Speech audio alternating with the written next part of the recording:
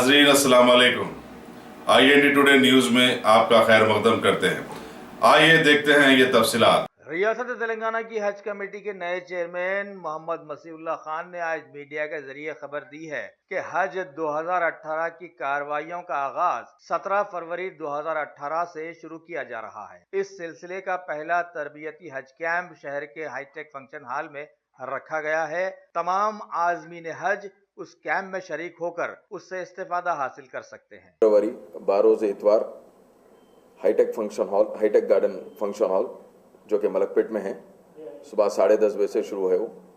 और दूसरी चीज़, अब तक के 60 कैंसिलेशंस हुए पासपोर्ट्स, जो कि पहली किस्त अदा नहीं करी 81,000 रुपये की, वो अब तक 60 कैंसिलेशन है, 60 कैंसिलेशन।